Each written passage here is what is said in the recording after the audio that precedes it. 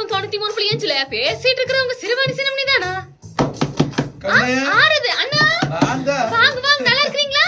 நல்லா இருக்கு சாமி. அண்ணா கொஞ்சம் பிஸியா இருக்கறனால வர முடியல. என்னது இது? அட கல்யாண ப்ரொஃபைல். கண்ணால ப்ரொஃபைல். ஐயோ என்ற அண்ணி காதி. ஏற்கனவே அண்ணி கட்டி படுற பாடு பத்தாது இன்னொரு கல்யாணமா? அவ திருவோடு தூக்கிட்டு போக வேண்டியதா? ஓடுங்க தாமாஸ் பண்ணாங்க. அவளோட தம்பிக்கு. தம்பி கனால பாத்துட்டு இருக்கீங்களா? பொண்ணு வந்திருக்குதே. சரி உங்க டிஸ்கஸ் பண்ணி முடிவலான்னு வந்தேன். பொண்ணுக்கு வந்து மாப்பிளை வந்து 5 லட்சம் சம்பாதிக்கணும் ஒரு நாளைக்கு, ஒரு மாசத்துக்கு. மாப்பிளைக்கு நல்லா சமைக்க தெரியணும். இது நல்லா இருக்குதுங்க. குழந்தை பெத்த பாக்க தெரியணும். நல்லா இருக்குது. அப்புறம் வேற என்ன, மாமனார் மாமியார் கூட இருக்க கூடாதாமா? புள்ள ரொம்ப தெளிவா இருக்குது. வாங்க கண்ணு, இப்படித்தான் ப்ரொஃபைல் நிறைய பசங்க சொத்து சுகம் வேணும், சம்பாத்தியம் வேணும் இருக்குதாமா.